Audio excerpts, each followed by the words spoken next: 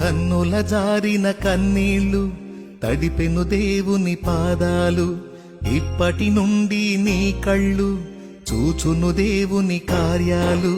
కన్నుల జారిన కన్నీళ్లు తడిపెను దేవుని పాదాలు. ఇప్పటి నుండి నీ కళ్ళు చూచును దేవుని కార్యాలు.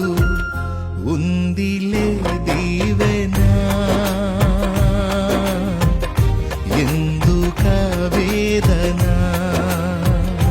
ఉంది నా యాతన దేవుడే మరచునా.